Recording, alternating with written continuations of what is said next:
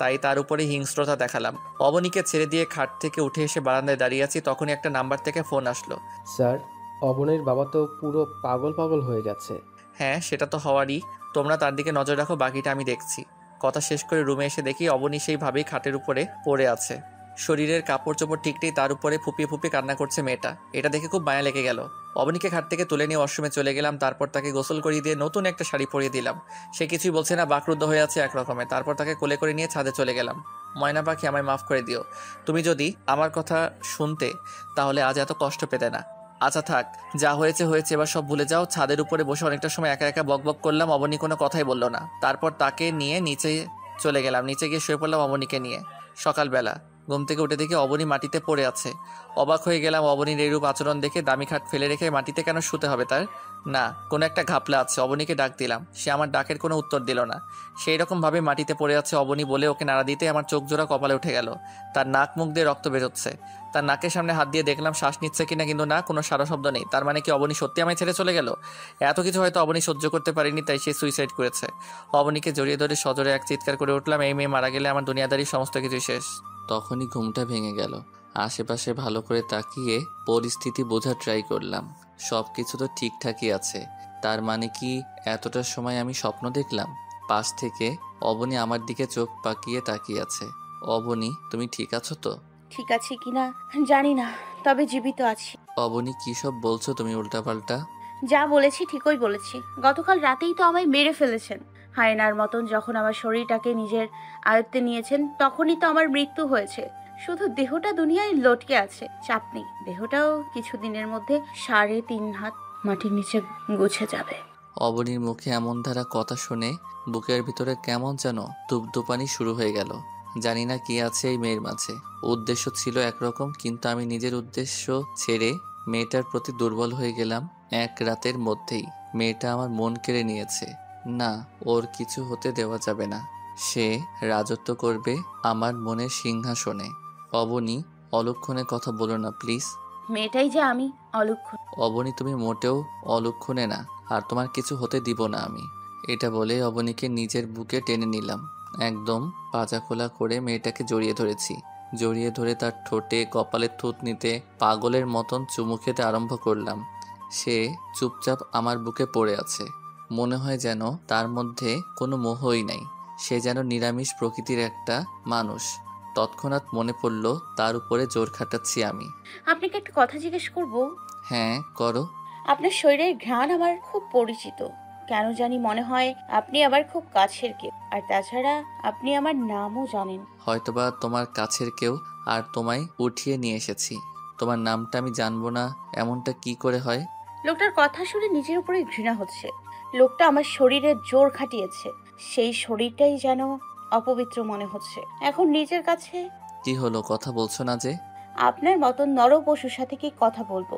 মানুষ তো নন আপনি। মানুষ হলেই না কথা বলতাম। হ্যাঁ, ঠিকই বলেছো তুমি। আমি মানুষ না, আমি আস্ত একটা রক্তচোষা। তবে সব কিছুর পিছনে তোমার পরিবারেরও হাত আছে। তোমার বাবা আমায় মানুষ থেকে ভয়ঙ্কর হায়েনা বানিয়ে দিয়েছে। ফালতু কথা একদমই বলবেন না। আমার বাবার নাম করা বিজনেসম্যান। আপনার মতন হায়নার সাথে আমার বাবার কোনো সম্পর্ক নেই। তিনি সৎ একজন ব্যবসায়ী। সৎ কি অসৎ তা সময় হলেই জানতে পারবে। আর এখন এসব কথা ছাড়ো। চুপ করে রইলাম। এমন বাজে মানুষের সাথে মুখ লাগার ইচ্ছা আমারও নেই। হয়েছে, এবার ঘুমিয়ে পড়ো। আমি তোমায় জড়িয়ে ধরে আদর দিচ্ছি। দেখবে তোমার ঘুম চলে আসবে। কিছুই বললাম না আর, কারণ লোকটার জঘন্য আচরণকে তিনি আদর মনে করেন। এমন বিশ্রী চিন্তা ভাবনার মানুষের সাথে কি কথা বলার থাকে। আর চুপচাপ ঘুমিয়ে পড়লাম। সকালবেলা ঘুম থেকে উঠে দেখি অবনী বাচ্চাদের মতন করে ঘুমিয়ে আছে। ওর ঘুমন্ত চেহারাটা দেখে এতটা মায়া হচ্ছিল যে কি আর বলবো। আস্তে আস্তে ওর কানের সামনে মুখ নিয়ে গিয়ে ওকে ডাক দিলাম, অবনী উঠে পড়ো, সকাল হয়ে গেছে। সে মিটমিট করে চোখ খুলল। কপালে কয়েকটা চুমু এঁকে দিলাম তার। আদর দিয়ে দিয়েছি। এবার উঠে বসো, আমি তোমায় ফ্রেশ করানোর জন্য নিয়ে যাব। কেন, আমার কি হাত পা নেই নাকি? না আমি প্রতিবন্ধী? না, তেমন কিছুই না। তবে আমি চাই না যে তোমার পা জমিনে পড়ুক। চুপচাপ উঠে বসে পড়লাম। লোকটার আদিক্ষেতা দেখে রাগের শরীর ফেটে যাচ্ছে। তবুও কিছু বললাম না, কারণ লোকটাকে হাজার বারণ করলেও সে আমার কথা শুনবে না। অবনীকে কোলে তুলে নিলাম। কাজের মহিলা এসে একটা শাড়ি দিয়ে গেল। অবনীকে কোলে করে নিয়েই ওয়াশরুমে চলে গেলাম। তারপর তাকে নিজেই গোসল করিয়ে দিলাম। গোসল করিয়ে দিয়ে টাওয়েল পরিয়ে দিয়ে কোলে করে নিজের রুমে নিয়ে আসলাম। মেয়েটা একদম চুপচাপ হয়েছিল, মনে হচ্ছিল যেন স্বামীর বাধ্য বউ। তারপর তাকে নিজের হাতে শাড়ি পরিয়ে দিলাম। যখন শাড়ির কুচি দিব তখন তার ধবধবে সাদা পেটের দিকে নজর যায়। হয়ে গেল ব্যাস, মাতাল হয়ে গেলাম। শাড়ির কুচি দেওয়া বাদ দিয়ে রেখে তার পেটের মধ্যে চুমু খেতে আরম্ভ করে দিলাম। মেয়েটা লজ্জায় চোখে হাত দিয়ে রেখেছে, কিন্তু আমার তো হুঁশ ঠিক নেই। কখনো কি শুনেছেন যে মাতালের হুঁশ ঠিক থাকে? আমারও তেমন ছিল না। আধা ঘন্টা তাকে চুমু খাওয়াই কাটিয়ে দিলাম। আমার যেন মনই ভরছে না। নাভিতেও আলতো করে কয়েকবার চুমু খেয়েছি। একদম পুরোপুরি হারিয়ে গেলাম নেশার রাজ্যে। তখনই অবনীর কথায় হুঁশ ফিরে আসে। জোর করে যখন তুলেই এনেছেন তাহলে যেতে তো আর দেবেন না, আপনার কাছেই তো রেখে দেবেন আমায়। তাহলে একবারে এত চুমু খাওয়ার মানেটা কি? অবনীর কথা শুনে 3000 ভোল্টের একটা শক খেলাম। আরে অবনী এটা বললোটা কি? অবনী তুমি কি বলেছ তুমি নিজে জানো? জানবো না কেন? এতটা সময় কোনো কিছুর মোহে আটকে থাকা ঠিক না। তার মানে তুমি বলতে চাইছো জিনিস একটা যখন কিনেছি সেটাকে একবারে খরচ না করতে, ধীরে ধীরে ব্যবহার করতে? কই, আমি এটা কখন বললাম? এটা না বললেও তোমার কথায় মানেটা এমন যে তোমায় ঘন্টাখানিক নিজের কাছে আটকে না রেখে মাঝে মাঝে কাছে টানার জন্য। না, আমার কথার মানে মোটেও এমন না। আপনার বিকৃত মস্তিষ্ক অন্যভাবে কথাটাকে ধারণ করেছে আমার। মস্তিষ্কটা বিকৃত হলেও কথা ধারণ করার শক্তিটা আছে আমার। থাক, আমার যা বোঝা সেটা আমি বুঝে নিয়েছি। এখন রাখো এসব কথা। অবনী চুপ হয়ে গেল। আমি অবনীর শাড়ির কুচি ঠিক করে দিয়ে আবার কোলে তুলে নিলাম। আবার কেন কোলে নিলেন আমায়?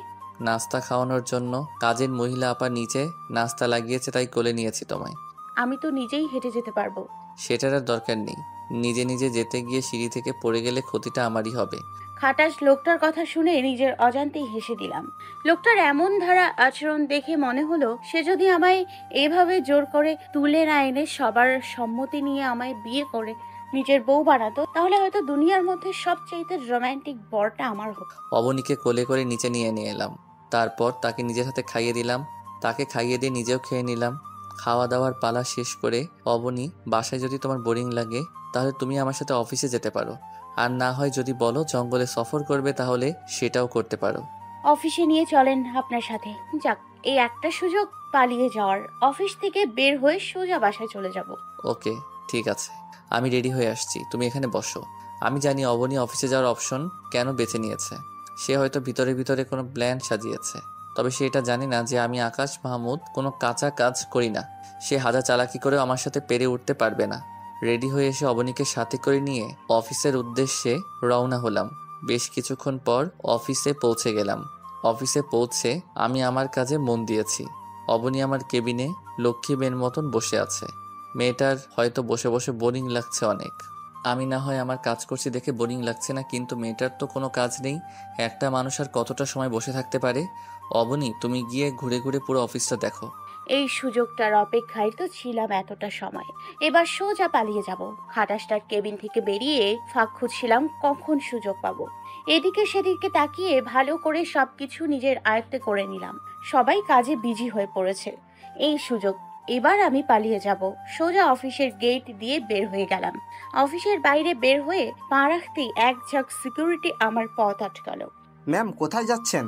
আল্লাহ, ধরা পড়ে গেলাম। এবার কি বলবো আমি? আসলে অফিসটা ঘুরে ঘুরে দেখছিলাম। ম্যাম অফিসের ভিতরে পরিবেশটাকে দেখুন। স্যারের অনুমতি নেই আপনাকে বাইরে যেতে দেওয়ার। মেজাজটা পুরো ডাঙায় উঠে গেল। তাও নিজেকে শান্ত করে রেখে কেবিনে চলে এলাম। কি পালাতে পারলে না? আপনি হয়তো সবটাই আগ থেকে জানতেন, তাই না? বেশি কিছু বলবো না, শুধু একটা কথাই মাথায় রেখো, আমি কোনো কাঁচা খেলোয়াড় না। তুই আস্ত একটা খটাস।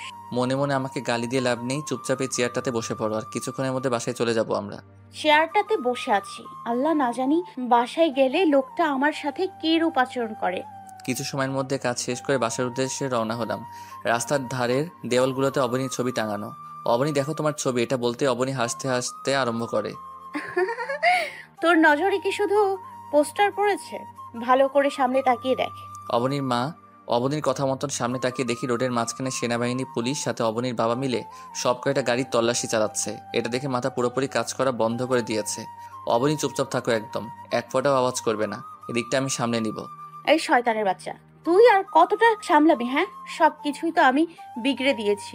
এবার আমাকে তোর কাছে জিম্মি করে রাখবি কি করে? দেখ, সামনে আমার বাবা আরো প্রশাসনিক কর্মকর্তারা, তেনারা তো এবার আমাকে ঠিকই উদ্ধার করে নেবেন। অবনী, তোমায় আগে বলেছি আমি যে আকাশ মাহমুদ কোনো কাঁচা খেলা খেলে না। কোমরে হাত দিয়ে পিস্তলটা বের করতে যাব, কিন্তু হাত দিয়ে দেখি কোমরে পিস্তল নেই। তখনই অবনী আমার পেটের মধ্যে পিস্তল দিয়ে চেপে ধরলো। এবার তোর আর রক্ষা নেই। অবনী, পিস্তলটা আমায় দিয়ে দাও। উল্টোপাল্টা চাপ লেগে কোনো অঘটন ঘটে যাবে আমার। তুই হয়তো ভুলে গেছিস আমি কার মেয়ে। আমার বাবা আমাদের সব চালানো শিখিয়েছে। টেনশন করিস না তুই, একদম অঘটন ঘটবে না। গুলিটা সোজা তোর কিডনির মধ্যেই মারবো। সো বেশি তেরি বেরি করিস। ভালো চাস তো চুপচাপ নিজেকে পুলিশের হাতে সঁপে দে। অবনী কথা শুনে পায়ের নিচ থেকে যেন মাটি সরে গেল আমার। আল্লাহ, এখন অবনীকে ওদের হাত থেকে কি করে বাঁচাবো আমি? ওরা তো আমার কাছ থেকে অবনীকে চিরতরে ছিনিয়ে নিয়ে যাবে এখন। মাথায় যেন কিছুই খেলছে না। না, নিজেকে শান্ত করতে হবে আগে। সামনে আমার কঠিন পরীক্ষা। কিছুটা সময় নিজেকে রিল্যাক্স করার জন্য নিলাম। তারপর হুট করে অবনীর হাত থেকে গলিটা হ্যাঁচকা টান দিয়ে নিজের কাছে নিয়ে নিলাম। কিন্তু এর মধ্যে অঘটন ঘটে গেছে। অবনী গুলি চালিয়ে দিয়েছে। হয়তো আমার শেষটা এভাবেই লেখা ছিল। নিজের শরীরের দিকে তাকে দেখি, আমার কেমন কিছুই হয়নি। বুলেট আমার পেটে আলতো চামড়া ঘেঁষে চলে গেছে। বেশি কিছু না হলেও মোটামুটি ক্ষতি হয়েছে। আমার পেট থেকে রক্ত পড়ছে। ভাগ্যিস গুলিতে সাইলেন্সার লাগানো ছিল, তাই তেমন আওয়াজ হয়নি।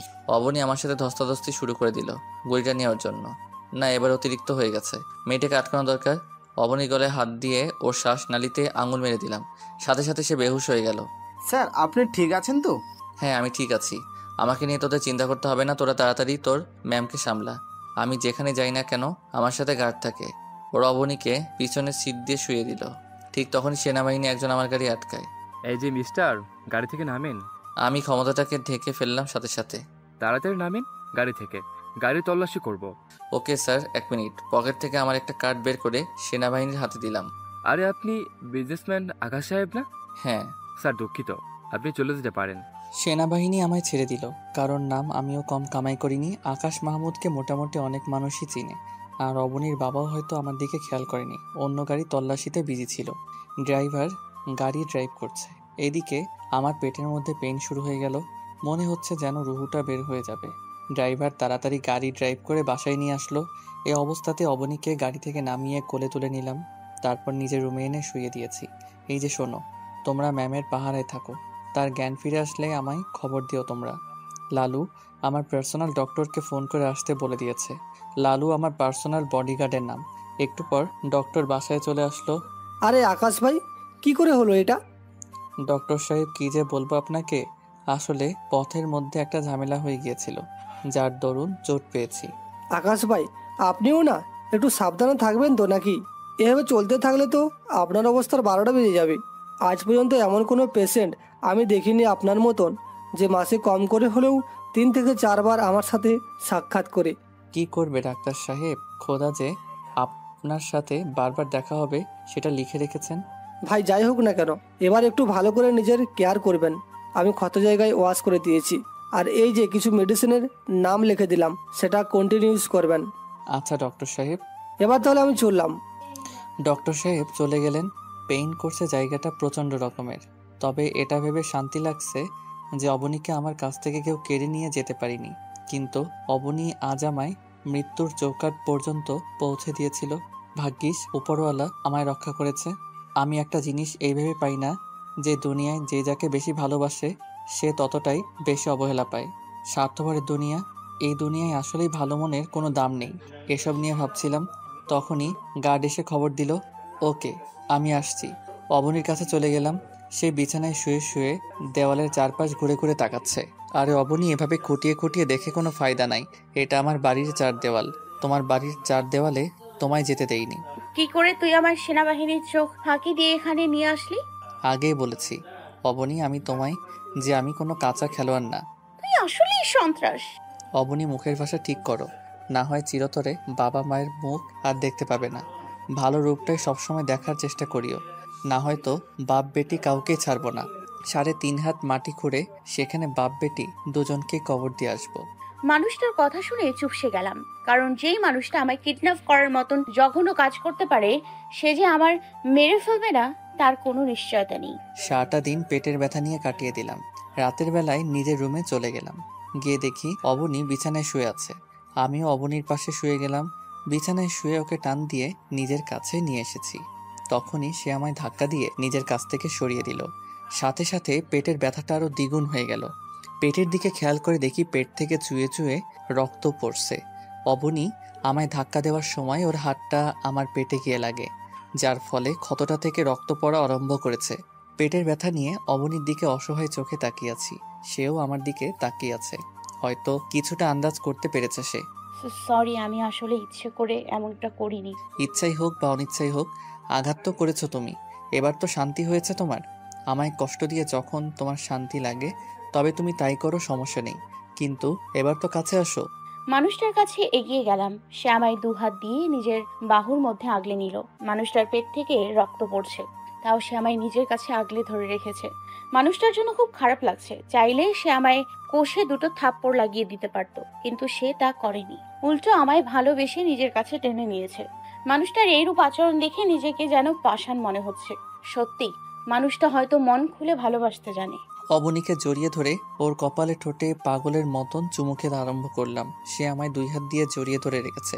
যেই মেয়ের উপরে জোর খাটাচ্ছি আমি, সেই মেয়ে আমায় জড়িয়ে ধরে রেখেছে। জিনিসটা কেমন যেন অদ্ভুত লাগছে। অবনী, তুমি ঠিক আছো তো?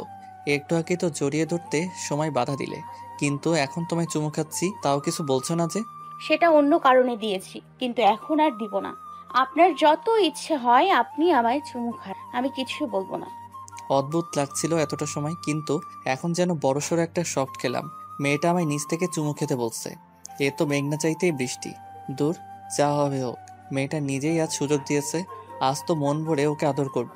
পাগলের মতন চুমু খেতে আরম্ভ করলাম অবনীকে। আমি চুমু খাচ্ছি আর সে বারবার শিউরে উঠছে। অনেক রাত অবধি তাকে চুমু খেয়েছি। একটা সময় চুমু খাওয়া বাদ দিয়ে ঘুমিয়ে পড়লাম। মানুষটা আসলে অদ্ভুত প্রকৃতির, তবে তাকে আমার মাপা শেষ। যতই হায়না হোক না কেন, সে তার মনে ভালোবাসা নামক ভয়ঙ্কর গাছ জগিয়ে আছে। একটু আগেই কেমন অদ্ভুত ধরনের পাগলামো করছিল, কিন্তু এখন সব বাদ দিয়ে আমায় জড়িয়ে ধরে ঘুমিয়ে পড়েছে। মানুষটার নিঃশ্বাসগুলো সোজা আমার বুকের উরুর মধ্যে এসে পড়ছিল। কেমন বাচ্চাদের মতন করে ঘুমিয়ে আছে মানুষটা। ইস, দেখেই কেমন যেন লোভ হচ্ছে। ইচ্ছে করছে মানুষটার কপালে একটা চুমু এঁকে দিতে। ইচ্ছে করছে মানুষটার লম্বা লম্বা চুলগুলো হাত দিয়ে আউলে দিতে। কেমন যেন এক ধরনের একটা নেশা কাজ করছে। মানুষটাকে নিয়ে ভাবতে ভাবতেই গভীর রাত হয়ে গেল। হঠাৎই মনে পড়লো মানুষটার পেট থেকে রক্ত পড়ছিল। আল্লাহ, এতটা মন ভোলা কি করে হলাম আমি! তাড়াতাড়ি করে মানুষটার পেট থেকে কাপড় সরিয়ে ফেললাম। এখনো রক্ত চুয়ে চুয়ে পড়ছে। শাড়ির আঁচল দিয়ে মানুষটার সেই ক্ষতটাকে আলতো করে চেপে ধরে রেখেছি। কিছুক্ষণ পর রক্ত পড়া বন্ধ হয়ে গেল। কেমন যেন টেনশন মুক্ত লাগছে নিজেকে। কিন্তু কি কারণে মানুষটার জন্য এতটা টেনশন করছি আমি, তার উত্তর আমার কাছে জানা নেই। আপাতত জানতেও চাই না, কারণ বেশি ঘাটাঘাটি করলে ভালো লাগার মুহূর্তটাকে কোনো এক কালো মেঘ এসে ঢেকে দিয়ে যাবে। তাই আর বেশি কিছু না ভেবে মানুষটাকে জড়িয়ে ধরে ঘুমিয়ে পড়লাম। হঠাৎই কারোর শরীরের স্পর্শ লেগে ঘুমটা ভেঙে গেল। চোখ মেলে তাকানোর চেষ্টা করলাম, কিন্তু চোখ মেলতে পারছি না। চোখ জোড়া আগুনের মতো গরম হয়ে আছে। মাথাটাও প্রচণ্ড ধরেছে। আমি শিওর আমার জ্বর আসতে চলেছে। চুপচাপ সেভাবেই ঘুমিয়ে পড়লাম। হঠাৎ মুখের মধ্যে পানি ছিটা পড়ায় ঘুমটা ভেঙে গেল। চোখ মেলে তাকিয়ে দেখে অবনী আমার মাথায় জলপট্টি দিচ্ছে। বুঝতে বাকি রইল না যে আমার জ্বর এসেছে। কিন্তু অবনীর এইরূপ আচরণ দেখে খুবই অবাক হলাম। অবনী, তুমি ঘুমাওনি? আপনার শরীরে কি ভয়ঙ্কর রকমের জ্বর! আপনাকে এভাবে ফেলে রেখে আমি ঘুমাবো, সেটা ভাবলেন কি করে? অবনীর কথা শুনে শরীরটা কাঁপা দিয়ে উঠল। এটাই কি সেই অবনী যাকে আমি জোর করে তুলে এনেছিলাম? এই যে কিছু বলছেন না যে? আরে পাগলি, এত টেনশন করছো কেন? জানি না কেন এত টেনশন করছি, তবে আমার খুব টেনশন হচ্ছে। আরে পাগলি মেয়ে, টেনশন করিও না, আর আমার কাছে আসো। আমি জানি আমার জ্বর কি করলে সেরে যাবে। কি করলে সারবে বলেন? তোমার ঠোঁটের উষ্ণ ছোঁয়া পেলে আমার জ্বর সেরে যাবে। কি সব বলছেন আবোল তাবোল! আমি সত্যি বলছি অবনী, তুমি আমায় একবার তোমার ঠোঁটের উষ্ণ ছোঁয়া দিয়েই দেখো। সত্যি উষ্ণ ছোঁয়া দিলে জ্বর কমে তো? হ্যাঁ, সত্যি কমে যাবে।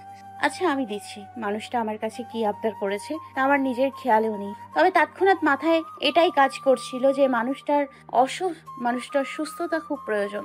মানুষটাকে সুস্থ হলেই হয়তো আমার কলিজার তৃপ্তি পাবে। কোনো কিছু না ভেবে মানুষটার ঠোঁটে ঠোঁট বসিয়ে দিলাম।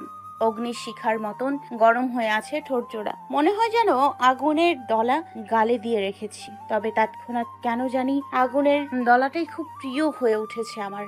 পাগলের মতন চুমু খাচ্ছি মানুষটার ঠোঁট জোড়ায়। কোথায় শুরু কোথায় শেষ কিছুই জানি না আমি। এরপর আর কিছু মনে নেই। মানুষটার ঠোঁটে চুমু খেতে খেতে কখন যে ঘুমিয়ে গেছি তা নিজেও জানি না। সকালবেলা ঘুম থেকে উঠে দেখে অবনী আমায় শক্ত করে জড়িয়ে ধরে রেখেছে। মনে হয় যেন সে আমায় ছেড়ে দিলে আমি পালিয়ে যাব। নিজেকে অবনী থেকে ছাড়িয়ে নিয়ে বিছানা থেকে উঠে পড়েছি। গোসল করা প্রয়োজন খুব। কাপড় চোপড় নিয়ে ওয়াশরুমে ঢোকার জন্য পা বাড়ালাম। তখনই ফোনটা বেজে উঠল।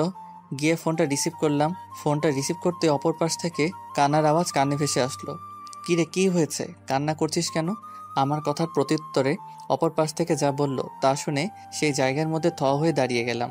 হাত থেকে ফোনটা ফ্লোরের উপরে পড়ে 2 টুকরো হয়ে গেছে। কথাগুলো শোনার পর যেন আমার পুরো দুনিয়াদারি নিমেষে থমকে গেল। ঠাই সেখানে দাঁড়িয়ে আছি। হঠাৎ অবনী পিছন থেকে এসে আমায় জড়িয়ে ধরলো। এই, কি হয়েছে আপনার? হঠাৎ কি এমন হলো যে এমন ভাবে চমকে গেছেন আপনি? না, কিছু হয়নি আমার। আর তুমি ঘুম থেকে উঠলে কখন? আপনার ফোনের আওয়াজে ঘুম ভেঙে গেছে আমার। আরে সেসব কথা ছাড়েন এখন, প্লিজ বলেন না কি হয়েছে। আপনাকে চিন্তিত দেখে না আমার খুব খারাপ লাগছে। ছোট বোন ফোন দিয়েছিল।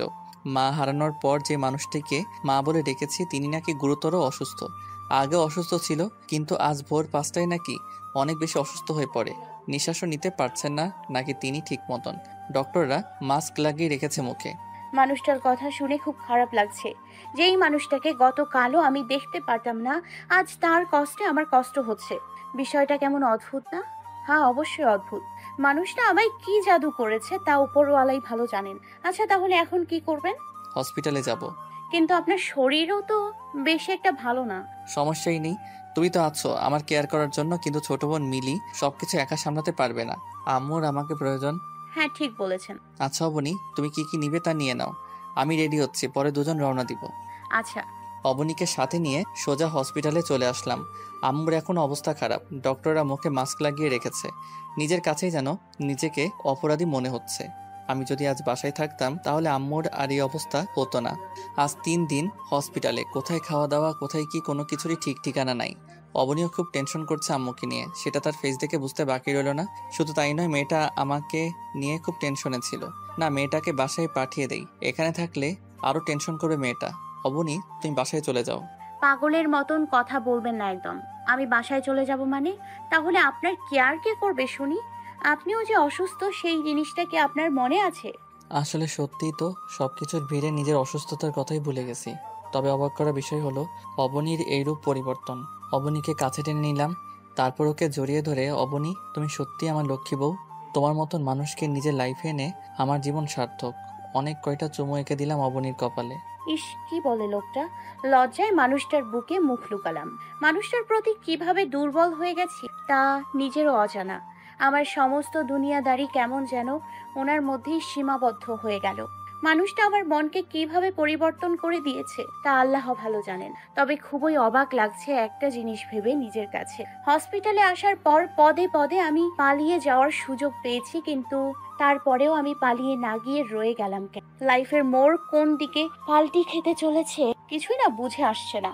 তবু এটুকু জানি যে ভয়ঙ্কর কিছু একটা হতে চলেছে লাইফের সাথে। এই যে আমার লজ্জাবতী বউ, হসপিটালে এভাবে এতটা সময় জড়িয়ে ধরে থাকলে মানুষজন সব কাজ ফেলে রেখে আমাদের দিকে তাকিয়ে থাকবে। লজ্জার মাত্রাটা যেন আরো বেড়ে গেল। সাথে সাথে ওনাকে ছেড়ে দিয়ে কাপড়ে মুখ লুকিয়ে ফেললাম। আচ্ছা হয়েছে, থাক, আর লজ্জা পেতে হবে না। চলো দেখি আম্মুর কি অবস্থা। ডক্টর তো রাউন্ডে ঢুকেছে। তখনই মিলি এসে বলল, ভাইয়া, আম্মুর অবস্থা আগের থেকে একটু ভালো হয়েছে, তুমি কেবিনে চলো। আচ্ছা চলো। আম্মুর কেবিনে গেলাম, গিয়ে দেখি আম্মু অন্যদিকে মুখ ঘুরিয়ে রেখেছে। মিলিও আমার সাথে কেমন যেন গা ছাড়া ছাড়া ভাব নিয়ে রয়েছে। বিষয়টা কি কিছুই তো মাথায় আসছে না। আম্মু, কেমন লাগছে এখন তোমার? কোনো কথা নাই। আম্মু কি হলো, কথা বলছো না যে? আম্মুর হাতটা আলতো করে ধরলাম, তখনই তিনি ঝাটকা দিয়ে আমার থেকে নিজের হাত ছাড়িয়ে নিল। আম্মুর এমন কাণ্ড দেখে তো পুরা থ। তোর সাথে কি আর কথা বলবো, বলার মতন মুখ তো নেই আমাদের। মানে কি আম্মু? মানে কি বুঝিস না? সত্যি আমি বুঝতেছি না। একা একা বিয়ে করে নিয়েছিস, আমাদের বললে কি আমরা তোর বিয়ে দিতাম না? ও আম্মু, সেই কথা দূর আগে বলবা না। আম্মু, বিয়ে তো শুধু কাগজে কলমে হয়েছে। আর তোমাদের বলার সুযোগ এজন্যই হয়নি কারণ খুব তাড়াহুড়ে বিয়েটা করেছি আম্মু। পরিস্থিতি ছিল না কাউকে জানানোর মতন। বাহ বাহ, কি সুন্দর কথা। আমাদেরও জানানোর মতন সময় ছিল না, তাই না? আম্মু, তুমি রাগ করছো কেন? প্লিজ রাগ করিও না। আচ্ছা, তোমায় না জানানোর আসল কারণটা বলি। আম্মুর কানের সামনে মুখ নিয়ে ধীরে ধীরে কিছু কথা বললাম। আমার মুখ থেকে কথাগুলো শোনার পর অবনীর দিকে হা করে তাকিয়ে আছে আম্মু। আম্মু কি হলো, এভাবে চুপচাপ হয়ে আছো যে? বৌমাকে কিছু বলো। বৌমা, তুই আসলে প্রমাণ করে দিলি যে আবর্জনার স্তূপেও স্বর্ণ পাওয়া যায়, আর তুই সেই স্বর্ণের টুকরো। উনি কি বলছেন এসব? মাথায় তো কিছুই কাজ করছে না। কি সব আবর্জনা, তারপর স্বর্ণের টুকরোর কথা বলছেন তিনি? আমার কথার মানেটা তুই এখন বুঝবি না মা। হায়, আমার কাছে আয়। ওনার কাছে যেতেই উনি আমার কপালে একটা চুমু এঁকে দিল। শোন বৌমা, আমার ছেলেটাকে কিন্তু একদম কষ্ট দিবি না। আমার ছেলেটার যদি কোনো কারণে কষ্ট পায় তাহলে মনে রাখিস সেই ছেলের মায়ের অভিশাপ তোর জন্য বরাদ্দ থাকবে। মানুষটার কথার প্রতি উত্তরে কিছু বলতে পারলাম না। আর কি বা বলবো? বিয়েটা তো সুস্থভাবে হয়নি, যে মানুষটাকে নিয়ে সারা জীবন সুখে থাকার প্ল্যান করব। আচ্ছা আম্মু, বাদ দাও এখন এসব কথা। আমি জানি অবনী আমাকে কখনোই কষ্ট দিবে না। না দিলেই হয়। আচ্ছা আম্মু, আমি ডক্টরের সাথে কথা বলে তোমায় বাসায় নিয়ে যাওয়ার ব্যবস্থা। তারপর ডক্টরের সাথে কথা বলে আম্মুকে বাসায় নিয়ে আসলাম। বাসায় সমস্ত সবকিছুর ব্যবস্থা করেছি আম্মুর। নার্স দুইজনকে আম্মুর দেখাশোনার জন্য বাসায় নিয়ে আসলাম। আর এটা আমার শহরের বাসা। অবনীকে নিয়ে যেই বাড়িতে গিয়েছিলাম সেটা আমার ফার্ম হাউস, তবে শহরেই থাকি আমি সব সময়। বাসায় এসে আম্মুকে ওনার রুমে দিয়ে আসলাম। তবে একটা জিনিস ভালো করে লক্ষ্য করলাম যে মিলি এখনো গা ছাড়া ছাড়া ভাব দেখাচ্ছে। মিলি, তুমি কি আমার উপর রেগে মিলি তুই কি আমার উপর রেগে আছিস? ভাইয়া, তোর বিয়ে নিয়ে কতটা স্বপ্ন ছিল আমার, কিন্তু সবটাই মাটি, তাই একটু খারাপ লাগছে। আরে বোন আমার, মন খারাপ করিস না। তোর স্বপ্ন ছিল আমার বিয়ে নিয়ে। আমি তোর থেকেও বড় করে বিয়ের ফাংশন করব আমার। শুধু একটুখানি সময় দে আমাকে। সত্যি তো? হ্যাঁ সত্যি। ওকে, তাহলে এখন আর মন খারাপ করে থাকলাম না। পাগলি বোন আমার। আচ্ছা তোরা তোর ভাবিকে নিয়ে থাক, আমি একটু অফিসে যাব, জরুরি মিটিং আছে। আম্মুর দিকে খেয়াল রাখিস। আচ্ছা। হাত মুখ ধুয়ে অফিসে যেতে ধরলাম, তখনই পেছন থেকে অবনী এসে আমার শার্ট খামচে ধরে, এই যে, আমায় রেখে কোথায় যাচ্ছেন? অফিসে যাব, জরুরি একটা মিটিং আছে। আমাকেও নিয়ে যান আপনার সাথে। আমার আপনাকে ছাড়া একা থাকতে থাকতে ভালো লাগে না। আরে আমার দুষ্টু বউটারে আমি জরুরি নিয়ে যাব, সেখানে গিয়ে তোমার একা একা বসে থাকতে হবে। সো সেখানে গিয়ে বরং আরো বোরিং হবে। তুমি আর যেও না অফিসে, আমাদের সাথেই থাকো। অন্য একদিন না হয় যেও আমার সাথে। আচ্ছা। অবনীর কপালে একটা চুমু পেয়ে অফিসের জন্য রওনা হয়ে গেলাম। ড্রাইভার গাড়ি ড্রাইভ করছে, এই তো পথেই রয়েছি। তখনই অবনীর কথা মনে পড়ে। মেয়েটা এমন পরিবর্তন হয়ে গেল। যে মেয়ে আমায় সহ্য করতে পারতো না, সে আজ এসে আমার শার্ট খামচে ধরে দুনিয়ার সব রোমান্টিক কাজ কারবার করে। এই পরিবর্তনটা কি সত্যি তার মনের পরিবর্তন, না এটা তার কোনো পাতানো ফাঁদ? যেই ফাঁদ আমি নিজেই পেতেছি, সেই ফাঁদে নিজেই ফাঁসতে চললাম না তো আবার? এসব নিয়ে ভাবতে ভাবতে অফিসে চলে এসেছি। গাড়ি থেকে নেমে অফিসে পড়লাম। কেবিনে বসে নিজেকে একটু রিল্যাক্স করছি। তখনই ম্যানেজার কেবিনে আসে। স্যার, আমি ফাইল রেডি করে রেখেছি, আপনি একটু চেক করে নিলে ভালো হতো। আচ্ছা আমি দেখছি। ফাইল চেক করে নিলাম, সব ওকে আছে কিনা তো দেখার জন্য। সব কিছুই ওকে আছে। তারপর মিটিং এর জন্য চলে গেলাম। মিটিং করছিলাম, তখনই হঠাৎ মিলি ফোন দেয়। এক্সকিউজ মি, একপাশে চলে আসলাম কথা বলার জন্য। ভাইয়া, অনেক কয়টা ছেলে পেলে বাড়িতে এসে ভাবিকে জোর জবরদস্তি তুলে নিয়ে গেছে। কি? হ্যাঁ ভাইয়া, তুই তাড়াতাড়ি বাড়িতে আয়। আমি এখনই আসছি। মিলির কথা শুনে আমার দুনিয়াদারি যেন ঘুরতে আরম্ভ করলো। তাড়াতাড়ি করে গার্ডদের ফোন করলাম। দুই একবার রিং পড়তেই ফোন রিসিভ করলো। কিরে, তোরা আমায় খবর কেন দিলি না যে অবনীর বাবা আমার ঠিকানা জেনে গেছে, আর সে আজ আমার বাসায় লোক পাঠিয়ে অবনীকে তুলে নিয়ে যাওয়ার প্ল্যান করছে? স্যার, কি বলছেন আপনি এসব? এমন তো কোনো প্ল্যান করেনি ম্যামের বাবা, আর কোনো লোকও তো পাঠানো হয়নি। এমন কিছু হলে তো ম্যামকে নিয়ে এই বাড়িতে আনা হতো। কই, ম্যামকে তো এই বাড়িতে আনা হয়নি। গার্ডের কথা শুনে কলিজাটা সোজা মোচড় দিয়ে উঠলো। হায় আল্লাহ, অবনীর বাবা যদি এইরূপ না করে তাহলে কোনো তৃতীয় ব্যক্তি এই কাজ করলো। আর আগে শরীর ফেটে যাচ্ছে। খোদার কসম, তুই যেই হবি না কেন, একবার যদি জানতে পারি যে আমার অবনীর সাথে এইরূপ আচরণ কে করেছে, সোজা কুপিয়ে টুকরো টুকরো করে ফেলবো। মিটিং বাদ দিয়ে রেখে সোজা ঘরে চলে গেলাম। গিয়ে দেখি মিলি আম্মু দুজনেই হতাশাগ্রস্ত হয়ে খাটের উপরে বসে আছে। মিলি, কি করে হলো এমনটা? ভাইয়া, আমারও বুঝতেছি না। হঠাৎ এই কয়েকজন লোক বাড়িতে ঢুকে পড়ে, তারপর তারা জোর করে ভাবিকে তুলে নিয়ে যায়। দারোয়ান আটকানোর চেষ্টা করেছে, তারা তাকেও আহত করেছে। বাকি গার্ড তো সব তোর সাথে চলে গিয়েছিল। ওকে, তোরা টেনশন করিস না, আমি দেখছি কি করা যায়। সে যেই হবে হোক, তোর ভাই কেমন সেটা তুই ভালো করে জানিস। পাতাল থেকে হলেও তোদের খুঁজে আমি বের করবই। এটা বলেই ঘর থেকে বের হয়ে গেলাম। স্যার, ম্যামকে কোথায় গিয়ে খুঁজবো আমরা? সেটা তো আমিও বুঝতেছি না, তবে খোঁজা তো অফ করা যাবে না। দেখি, ছেলেদের বলে দিয়েছি যাতে তারা খোঁজ করে। আশা করি খোঁজ পেয়ে যাব। সারাদিন অবনীর খোঁজ করলাম, কিন্তু কোনোভাবেই অবনীর খোঁজ পেলাম না। রাত 1টার সময় বাড়ি ফিরেছি। এমন কোনো অলিগলি নাই যে অবনীর খোঁজ করি নাই, কিন্তু অবনীর খোঁজ পাইনি। মাথা তো পুরো জ্যাম হয়েছে। আল্লাহ, তুমি আমার অবনীকে রক্ষা করো। ওর যদি কিছু হয়ে যায় তাহলে আমি ঠিক রাখতে পারবো না। মেয়েটাই যে আমার পুরো দুনিয়াদারি দখল করে নিয়েছে। ছোট বোন মিলি এসে জিজ্ঞেস করলো, ভাইয়া ভাবির খোঁজ পেয়েছিস কোনো? মুখ মলিন করে রেখেছি। সে আমার মুখের ভাব ভঙ্গিমা দেখে নিল, ভাইয়া তুই টেনশন করিস না, দেখবি ভাবির খোঁজ ঠিক পেয়ে যাবি। আর যে এই রূপটা করেছে তাকে তুই একদম ছাড়বি না। মিলি, তাকে দুনিয়াতেই রাখবো না আমি। কার ওয়াইফের সাথে এই রূপটা করেছে তারা হয়তো জানে না। মায়ের দুধ মুখে দিয়ে বের করব তাদের আমি। মিলি চলে গেল। আমি বিছানায় গায়েলি দিয়ে শুয়ে আছি। খাওয়া দাওয়া যেন একদম মুখে ওঠেনি সারাদিন। অবনীর চিন্তায় আরো পাগল হয়ে যাচ্ছি। অবনী কিভাবে আছে, কোন হালাতে আছে, তারা যদি আমার কলিজাটার কোনো ক্ষতি করে দেয়। ভেতরটা কেমন শুকিয়ে গেছে আমার। খুব কষ্ট হচ্ছে অবনীর জন্য। নিজেকে আর ধরে রাখতে পারলাম না। ফুপিয়ে কান্না করে দিলাম। যতই হোক, ভালোবাসার মানুষকে নিয়ে কেউ রিস্ক নেবে না। কান্না করতে করতে কখন যে ঘুমিয়ে গেছি তা নিজেও বলতে পারবো না। কিরে ভাইয়া, ঘুম থেকে উঠবি না? অনেকটা বেলা হয়ে গেলে তো। মিলির গলার আওয়াজ শুনে লাফ দিয়ে ঘুম উঠে পড়লাম। এক মুহূর্তের জন্য মনে হচ্ছিল রাতে আমি সবটাই স্বপ্নে দেখেছি। মিলি, অবনী কোথায়? ভাইয়া, ভাবি তো কোনো খোঁজ মেলেনি। আর তাছাড়া কাল তোরও তো কোনো খোঁজ। মিলির কথা শুনে আবারও চোখ জোড়া ভিজে গেল। ফ্রেশ হয়ে ঘর থেকে বের হয়ে গেলাম। কাল থেকে এখনো পর্যন্ত কিছুই খাইনি আমি। হঠাৎ এই গার্ড ফোন দিল।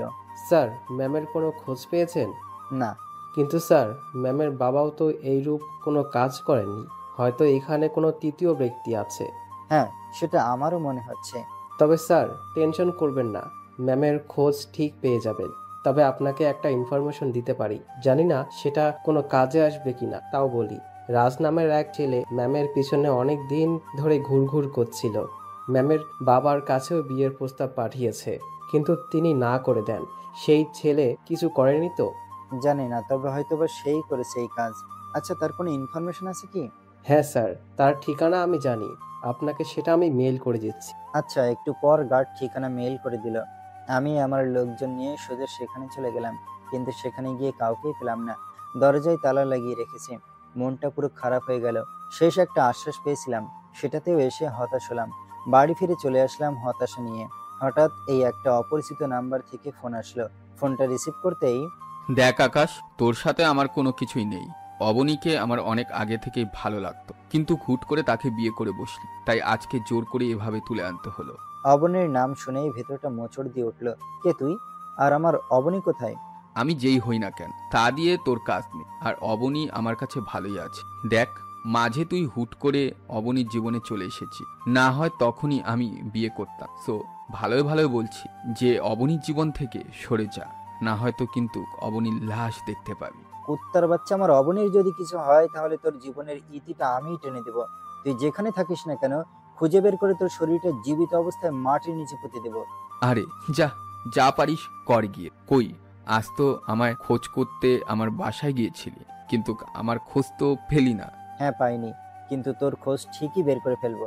সেই আশা নিয়েই বসে থাক, কখনো আমায় খুঁজে পাবি না তুই। খুব বড় বড় কথা বলছিস তুই, কিন্তু একটা কথা মাথায় রাখিস, চোর চুরি করলে কোনো একটা নিশানা ছেড়ে যায়। সেটা হয়তো এখন আমার হাতে লাগেনি, যেদিন লাগবে ধরে নে সেদিন এই তুই জমের বাড়ি চলে যাবি।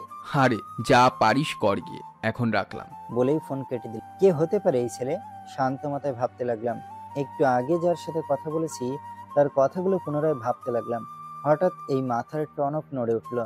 সে কি বলেছিল যে তার বাসায় গিয়েও তার খোঁজ পায়নি? তার মানে এটা রাজই করেছে। বাচ্চা ধন এবার যাবি কোথায়? কিন্তু ব্যাটাকে তো ঘরে গিয়ে পেলাম না। লোকজন সবাইকে বললাম রাজের খোঁজ বের করতে। সবাই রাজের খোঁজে লেগেছে। সেদিনটাও এভাবে পার হয়ে গেল। না পেলাম অবনীর কোনো খোঁজ, না পেলাম রাজের কোনো খোঁজ। ক্রাইমারের নাম জেনেও তাকে আমি বের করতে পারছি না। এর চাইতে দুঃখের আর কি হতে পারে? ইচ্ছে করছে নিজের মাথায় নিজে আঘাত করে ফাটিয়ে ফেলি। আজ 3 দিন আমার কলিজাটা নিখোঁজ। তন্ন তন্ন করে রাজকে খোঁজ করেছি, কিন্তু কোথাও তাকে পাইনি। তবে এটাই বুঝলাম না যে গিদলটা কোথায় গিয়ে লুকিয়েছে। এত জায়গায় খুঁজলাম কিন্তু কোনো খোঁজ পেলাম না। হঠাৎই মনে হলো রাজের বাসায় গিয়ে আবার খোঁজ করা উচিত। হয়তো তার বাসায় গেলেই তার কোনো খবর পাওয়া যাবে। এই, তোরা সবাই আবার আমার সাথে রাজের বাসায় চল। স্যার সেখানে না একবার গিয়েছি। হ্যাঁ, কিন্তু আমার মন বলছে সেখানে গেলেই হয়তো কোনো একটা কিছু পেয়ে যাব। তারপর লোকজন নিয়ে আবারও রাজের বাসায় রওনা হলাম। সেম ভাবে দরজায় সেই আগের মতোই তালা মারা। স্যার ঘর তো আগের ন্যায় তালা মারা। কোনো কথা না বলে চুপচাপ দাঁড়িয়ে চারপাশটা দেখতে লাগলাম। খুঁটে খুঁটে বাসার আশেপাশে দেখছি ভালো করে। হঠাৎই চোখে পড়লো ঘরের পিছনে একটা দরজা। ধীরে ধীরে সেই দিকে এগিয়ে গেলাম, কিন্তু সেখানে গিয়েও হতাশ হলাম। এই দরজাতেও তালা লাগানো। স্যার আমার মনে হচ্ছে এখানে কিছু নাই, আমাদের চলে যাওয়া উচিত। কিন্তু আমার মন যে বলছে এই বাড়িতেই কোনো রহস্য লুকিয়ে আছে। স্যার দরজায় তালা মারা, তাহলে ভিতরে কিভাবে রহস্য লুকিয়ে থাকবে? আচ্ছা চলো, এখান থেকে যাওয়া উচিত। এখানে হয়তো কোনো কিছু নেই। গার্ডদের নিয়ে চলে আসতে ধরলাম, তখনই আমার শার্টের হাতাটা পাশে একটা জানালার সাথে খোঁচালে গিয়ে ছিঁড়ে গেল, আর জানালাটা খুলে গেল শার্টের টান খেয়ে। কি ব্যাপার, সারা বাড়িতে তালা লাগানো কিন্তু জানালাটা খোলা কেন? জানালার সামনে এসে ভিতরের দিকে লক্ষ্য করতে দেখলাম জানালার কোনো গ্রিল নেই। জানালাটা পুরো একটা দরজার মতন। একটা মানুষ অনায়াসে সেখান দিয়ে যাতায়াত করতে পারবে। কোনো কিছু না ভেবে জানালা দিয়ে ভিড় ঢুকে পড়লাম। গার্ড কয়েকজন আমার সাথে সাথে জানালা দিয়ে ভিতরে প্রবেশ করলো। ভিতরে ঢুকে ধীরে ধীরে সামনের দিকে এগিয়ে গেলাম। অনেক কয়টা কক্ষ ভিতরে, সব কয়টায় আস্তে আস্তে দেখতে লাগলাম। হঠাৎই দেখি একটা কক্ষের ভিতরে অবনীকে জানালার সাথে বেঁধে রেখেছে, আর পাশের খাটের উপর একজন নাক ডেকে ডেকে ঘুমাচ্ছে। এটা দেখেই তো সবার চোখ জোড়া কপালে উঠে গেল। গার্ড সবাইকে ইশারা করে বললাম কেউ যেন কোনো সাউন্ড না করে, আর ইশারা করে বলে দিলাম ওকে খাট সহ এইভাবেই উঠিয়ে নিয়ে ছাদে যেতে। গার্ডরা আকাশের কথা মতন খাট সহকারে তাকে সেইভাবেই ছাদে নিয়ে গিয়ে শুইয়ে দেয়। এদিকে আকাশ তো অবনীর অবস্থা দেখে পুরো পাগল হয়ে গেছে। মেয়েটা বেহুশের মতন হয়ে পড়ে আছে খাটের কাছে। অবনী, এই অবনী, দুই একবার ডাক দিতেই অবনীর চোখ খুলল। অবনী চোখ খুলে আকাশকে দেখতে পেয়ে চাপটে চড়িয়ে ধরে কান্না করে দেয়। আপনি এসছেন? এই রাজা আমায় জোর করে এখানে এনে বেঁধে রেখেছে। আজ 3 দিন ভালো করে কোনো খানা পিনা দেয়নি, এভাবে বেঁধে রেখেছে। অবনীর কথা শুনে মেজাজটা পুরো চটে গেল। জানোয়ারের বাচ্চা রাজ, তোকে তো আজ আমি শেষ করে ফেলবো। কলিজা, তুমি একদম চিন্তা করো না, আমি বেটাকে আজ জন্মের শিক্ষা দিয়ে ছাড়বো। অবনীকে কোলে তুলে নিলাম, ওকে কোলে নিয়ে ছাদে চলে গেলাম। ছাদে গিয়ে দেখি রাজকে গার্ডরা নিয়ে এনে ছাদে শুয়ে রেখেছে। অবনীকে আস্তে করে মাটিতে নামিয়ে দিয়ে সোজা গিয়ে খাটের মধ্যে সজোরে একটা লাথি মারলাম। লাথির চোটে রাজ সোজা গিয়ে মাটির উপরে আশ্রয় পড়লো। সাথে সাথে তার ঘুম ভেঙে যায়। এই কে কে? তোর জম। এই তোরা বেটাকে দড়ি দিয়ে বাঁধ, আর নিচে গিয়ে দেখ কিচেন রুমে কোনো ছুরি টুরি আছে কিনা। গার্ডরা রাজকে দড়ি দিয়ে বেঁধে ফেলে। তারপর কিচেনের রুম থেকে একটা ছুরি এনে আকাশের হাতে দেয়। এবার কই যাবি কুত্তার বাচ্চা? আমার কলিজার দিকে কুনজর দিয়েছিস তুই। তোকে তো আজ কি যে করব। ছুরিটা নিয়ে উল্টো করে ডাটে দিয়ে রাজের মাথায় সজোরে একটা বাড়ি মারলাম। রাজ দেখি স্টিল বসে আছে। না, তোকে এভাবে না। কোন হাত দিয়ে আমার কলিজার গায়ে হাত দিয়েছিস? তুই তাহলে আকাশ। দেখ আকাশ, তুই কিন্তু জানিস না আমি কে। ভালো ভালো বলছি, ছেড়ে দে আমাকে, না হয় কিন্তু অবনী আর তোকে সোজা শেষ করে দেব। তুই জানিস না যে আমার ছেলেপেলেরা কতটা ভয়ঙ্কর। জানোয়ারের বাচ্চা, আমাকে ভয় দেখাস? আগে নিজে বেঁচে থাকিস কিনা সেটা দেখ। বলেই সজোরে এক কোপ মেরে দিলাম রাজের হাতের মধ্যে। সাথে সাথে হাতের সব কয়টা আঙুল শরীর থেকে আলাদা হয়ে গেল। রাজ ষাঁড়ের মতন চেঁচিয়ে উঠলো সোজা। ওর চিৎকার শুনে আরো রাগ উঠে গেল। অপর হাতেও কোপ দিয়ে সব কয়টা আঙুল কেটে ফেললাম। তখনই পাশ থেকে অবনী আকাশ বলে ডাক দিয়ে বেহুশ হয়ে মাটিতে পড়ে গেল। সাথে সাথে অবনীর কাছে দৌড়ে গেলাম। এই অবনী, কি হয়েছে তোমার? কোনো সারা শব্দ নেই। স্যার বেহুশ হয়ে গেছে মনে হয়, ম্যামকে তাড়াতাড়ি হসপিটালে নিয়ে যাওয়া উচিত। আকাশ অবনীকে কোলে তুলে নিয়ে হসপিটালের উদ্দেশ্যে রওনা দেয়। অন্যদিকে গার্ডরা রাজকে ছাদের রেলিংয়ের সাথে উল্টো করে ঝুলিয়ে রেখেছে দড়ি দিয়ে বেঁধে, আর দড়ির অপর প্রান্তে মোমবাতি চালিয়ে দিয়েছে। আগুনে পুড়ে যতটা সময় দড়িটা ছিঁড়ে না যাবে ততটা সময় এই রাজের হায়াত। পরে দড়ি ছিঁড়লেই রাজের কাম তামাম। অবনীকে এনে হসপিটালে অ্যাডমিট করিয়েছি। ডক্টর অবনীকে চেক আপ করে জানালো যে শরীর অতিরিক্ত দুর্বল হওয়ায় বেহুশ হয়ে গিয়েছে। অবনীকে স্যালাইন লাগিয়ে দিয়েছে, কিছু সময় পর তার জ্ঞান ফিরে আসবে। ডক্টর তাকে আজ হসপিটালে রাখতে বলে। রাতে বাজে 9টা। অবনীকে নিজের বাহুডোরে নিয়ে শুয়ে আছি। তখনই অবনীর বাবার গার্ড আমাকে ফোন দেয়, যাকে আমি অবনীর বাবার গার্ড হিসেবে নিযুক্ত হতে বলেছি, যাতে করে সব খবর আমি পেতে পারি। সে মূলত আমার লোক। স্যার, আপনি তাড়াতাড়ি হসপিটাল থেকে পালান। অবনীর বাবা আর সেনাবাহিনী আপনার হসপিটালে আসছে। তাদেরকে কে যেন খবর দিয়েছে যে ম্যাম অমুক হসপিটালে আছে। গার্ডের কথা শুনে পায়ের নিচ থেকে যেন মাটি সরে গেল মতন অবস্থা। আল্লাহ, এখন কি করব আমি?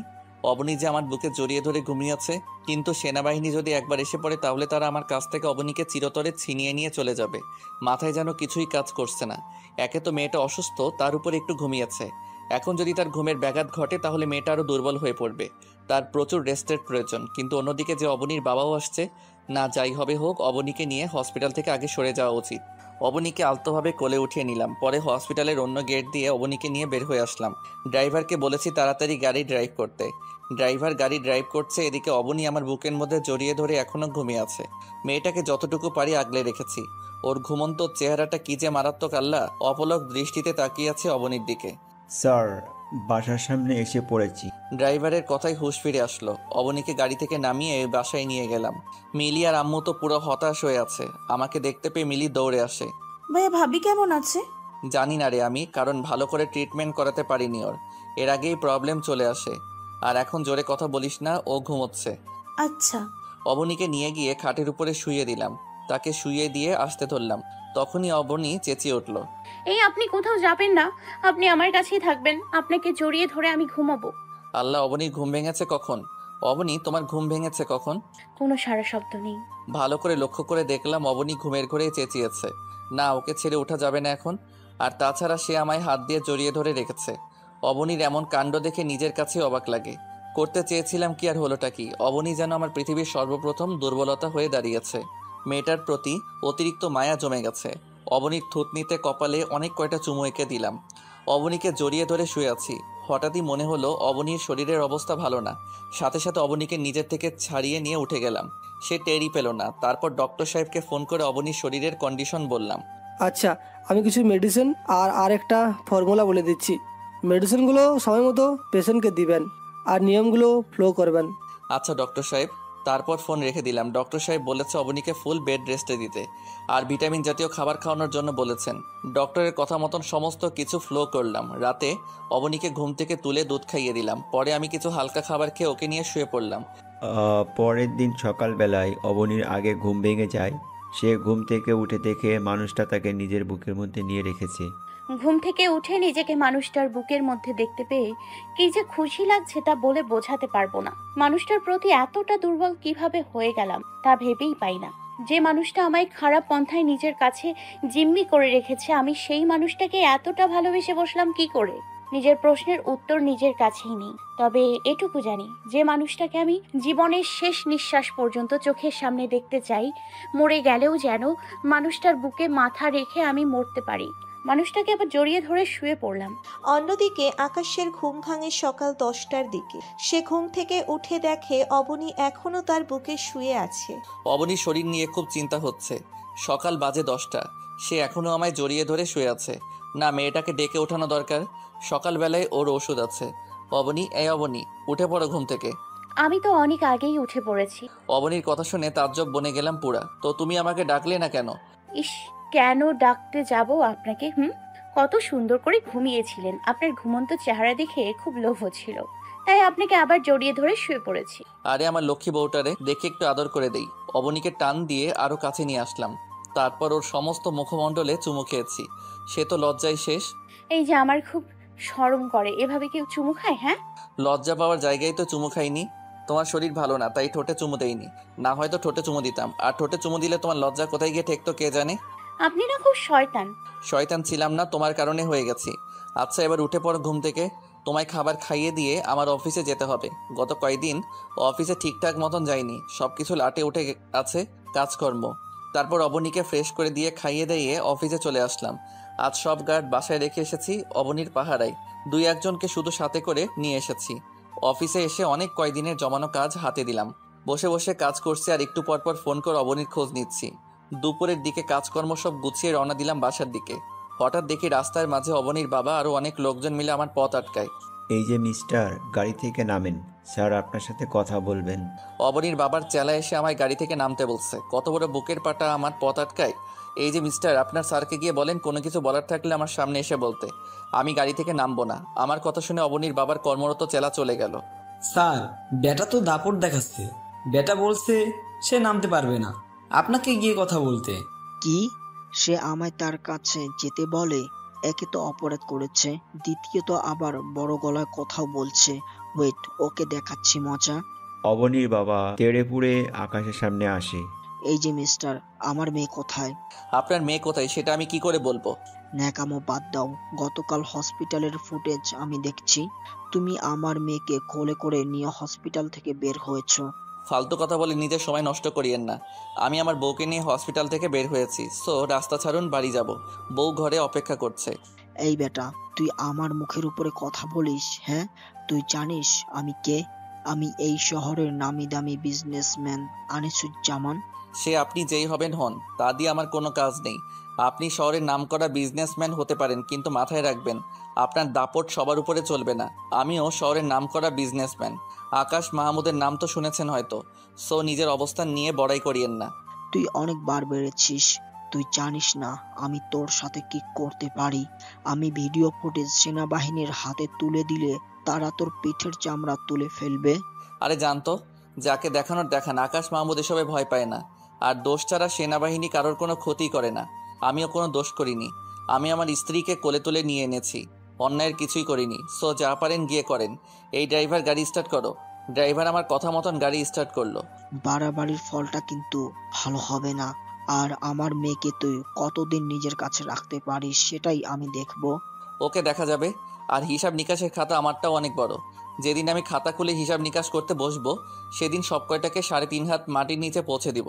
চললাম। সেখান থেকে চলে আসলাম বাসায়। এসে ফ্রেশ হয়ে অবনীকে খাইয়ে দিলাম। মেজাজটা পুরো বিগড়ে আছে। এই যে আপনার কি হয়েছে, এতটা রেগে আছেন কেন? না, কিছুই হয়নি। অবনীকে মিথ্যা বললাম, কারণ তার বাবার কথা মনে করিয়ে দিয়ে তার মন খারাপ করতে চাই না। আচ্ছা, আপনাকে একটা কথা বলবো? হ্যাঁ বলো।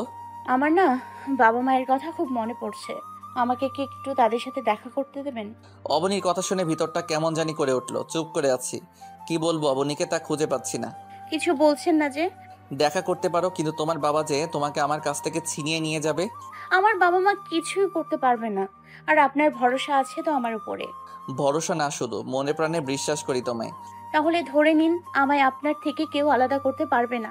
আমার বাবা যেই হোক না কেন, এটা মাথায় রাখবেন, ওনার মেয়ে হয়ে আমারও শক্তি আছে ওনার থেকে ছুটে আসার। আর আমি যাওয়ার আরেকটা উদ্দেশ্য হলো তার সাথে আপনাকে নিয়ে কথা বলবো। অবনীর কথা শুনে অনেক বড় একটা ভরসা পেলাম। মেয়েটাকে অনেক দিন হয়েছে এনেছি, আজ অনেক দিন সে তার বাবা মায়ের মুখ দেখে না। আমারও এটা নিয়ে খুব খারাপ লাগে, তাই তাকে যাওয়ার অনুমতি দিয়ে দিলাম। তাকে যদি যেতে বারণ করি হয়তোবা সে কষ্ট পাবে। যেই মেয়ে হসপিটাল থেকে পালিয়ে যাওয়ার সুযোগ পেয়েও পালিয়ে যায়নি, সেই মেয়ে অন্তত আমাকে ছেড়ে যাবে না। আর তার আচরণে আমি বুঝে গেছি যে সেও আমায় চায়। আচ্ছা, তাহলে আমি কখন যাব? বিকেলে রেডি হয়ে থেকো, আমি তোমায় বাসার সামনে নামিয়ে দিয়ে আসবো। আচ্ছা। বিকেল বেলায় অবনীকে তার বাসার সামনে নামিয়ে দিয়ে আসলাম। খুব ভয় হচ্ছিল অবনীকে নিয়ে, কিন্তু অবনীর আচরণে অনেকটা আস্থা পেয়েছি আমি, তাই তাকে যেতে দিয়েছি। আমি জানি অবনী আমাকে ভালোবেসে ফেলেছে। সে আমায় কোনোদিনও ঠকাবে না। তবে গুটিবাজি করলে সেটা তার বাবা করবে, কিন্তু তাতে কোনো আপত্তি নেই। নিজের জিনিসকে নিজের কাছে ছিনিয়ে কি করে আনতে হয় সেটা আমার ভালোই জানা আছে। আর তাছাড়া বাঘে সিংহের লড়াইয়ের সময় চলে এসেছে। অবনীর বাবা যদি কোনো চাল চালে অবনীকে নিয়ে, তাহলে খেলাটা একদম আমি খেলে দিব। বিকেল পেরিয়ে রাত হয়ে গেল। অবনীকে ছাড়া কিছুই ভালো লাগছে না।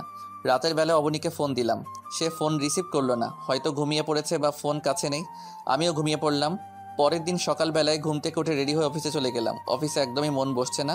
না অবনীর সাথে ফোন দিয়ে একটু কথা বলি। ফোনটা হাতে নিয়ে অবনীকে ফোন করলাম, সে তখনও রিসিভ করলো না। এভাবে অনেকবার ট্রাই করেছি, কিন্তু সে ফোনই রিসিভ করছে না। মাথা তো পুরো হ্যাং হয়ে গেল। সারাদিনে কম হলেও 100 বার কল দিয়েছি, কিন্তু অবনী ফোন রিসিভ করলো না। ইচ্ছে করছে অবনীর বাসায় চলে যাই সোজা, কিন্তু তার বাবার কারণে সেখানে যাওয়া যাবে না। তিনি তো আমাকে 2 চোখের শত্রু মনে করেন। তবে তিনি আমায় যাই মনে করেন না কেন, তবে আমার দিক থেকে তিনি আমার লাইফের সবচাইতে বড় শত্রু। রাত বাজে 11টা। অবনীর নাম্বারে আবার ফোন দিলাম, তখনই ফোনটা রিসিভ হলো। হ্যালো অবনী। আমি অবনী না, তার বাবা। আমার অবনী কোথায়? তার হাতে ফোন দেন। তোর অবনী মানে মুখ সামলে কথা বলিস। অবনী আমার মেয়ে, আর তোর সাথে তোর কোনো কাজ নেই। আমি বলেছি অবনীকে ফোনটা দিন।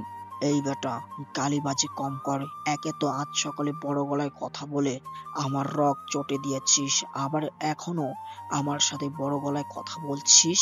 কি সাহস খুব বেড়েছে তোর। হ্যাঁ দাঁড়া, তোর ব্যবস্থা করছি। এই কুত্তার বাচ্চা, অবনীকে ফোন দে, না হয় কিন্তু ঘাড়ের রগ বরাবর কুপিয়ে দেবো সোজা। খুব রাগ উঠে গেল অবনীর বাবার কথা, তাই গালি দিয়ে বসলাম। অবনী দেখ ছেলের মুখের ব্যবহার কেমন, তোকে তো আগেই বললাম যে ছেলের ব্যবহার কেমন। এবার নিজের চোখের সামনে প্রমাণ পেলি তো। বাবা, আমায় ফোনটা দাও। অবনীর বাবার হাত থেকে সে ফোন নিয়ে, আকাশ, আপনাকে অনেক ভালো ভেবেছিলাম, কিন্তু আপনি আসলে একটা গুন্ডা। আমার সামনেই আমার বাবাকে হুমকি দিচ্ছেন। অবনী, কি করব বলো? তোমার সাথে কথা বলতে না পেরে মাথায় রাগ উঠে গেছে। এই যে আপনার রাগ আপনার কাছেই রাখেন। আর শোনেন, আপনার সাথে আমার আর কোনো কিছুই নেই। তবে হ্যাঁ, আপনাকে আমি ভালোবেসে ফেলেছিলাম, কিন্তু বাসায় আসার পর আমার বাবা আমাকে সব বুঝিয়েছে। আপনি আমায় জোর করে বিয়ে করেছেন। আপনি আমাকে জিম্মি করে আমার মনকে আপনার আয়ত্ত করে নিয়েছেন। এতদিন হয়তো আমি একটা ঘোরের মধ্যে ছিলাম, কিন্তু এখন আমি সবকিছু স্পষ্ট দেখতে পাচ্ছি। আর তাছাড়া আমার বাবা মা আপনার সাথে আমার সম্পর্ক মেনে নেবে না। সো আমি আমার বাবা মায়ের অমতে যেতে পারবো না। আমি যদি ওনাদের অমতে গিয়ে কিছু করি, আমার বাবা সোজা স্ট্রোক করে বসবে। এমনিতেও নাকি আমি চলে যাওয়ার পর একবার স্ট্রোক করেছে। এখন যদি আমি বাবার অমতে গিয়ে আপনার সাথে সংসার করি, এবার পাক্কা আমার বাবাকে আমার হারাতে হবে। সরি, আমায় ক্ষমা করবেন। অবনী, তুমি এসব কি বলছো? যা বলছি সত্যি বলছি। ও হ্যাঁ, আরেকটা কথা, আপনি আমায় জিম্মি করে এজন্যই বিয়েটা করেছেন যাতে আমাদের সব সম্পত্তি নিজের নামে করে নিতে পারেন। বাহ, সেই রকমের প্ল্যান সাজিয়েছেন আপনি।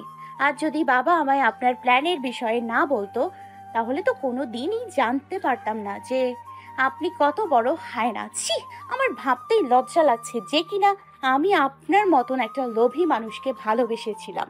অবনী, তোমার বাবা সবটাই মিথ্যে বলেছে। এই জানোয়ার, চুপ কর। একদম আমার বাবার নামে একটাও বাজে কথা শুনবো না আমি। আর আজকের পর এই নাম্বারে যেন ফোন না আসে। আপনার মতন লোভীর সাথে আমার সমস্ত সম্পর্ক শেষ। বাই। অবনী ফোন কেটে দেয়। অবনীর কথা শুনে মাথায় আকাশ ভেঙে পড়ার মতন অবস্থা। ভেবেছিলাম হয়তো গুটিবাজি করলে অবনীর বাবা করবে, কিন্তু অবনীও যে এইরূপ গুটিবাজি করবে তা কোনোদিনও ভাবতে পারিনি। তবে হ্যাঁ, অবনীর কথা শুনে বুঝতে বাকি রইল না যে এর পেছনের কলকাঠি অবনীর বাবা নেড়ে। খুব কষ্ট হচ্ছে বুকের ভেতরে, ইচ্ছে করছে চিৎকার করে কান্না করতে। তখনই আম্মু রুমে আসে। কিন্তু আম্মু, এখন কি করবো আমি? অবনীও যে আমায় ভুল বুঝেছে। আকাশ, কি করবি মানে? প্রতিশোধ নিবি। অনেকদিন তো চুপ ছিলি, এবার প্রতিশোধ নেওয়ার পালা চলে এসেছে। এমন ভাবে প্রতিশোধ নিবি মানুষটার কাছে যাতে করে সে কবরে চলে যায়। হ্যাঁ আম্মু, ঠিকই বলেছ। প্রতিশোধ নেওয়ার সময় এসে গেছে।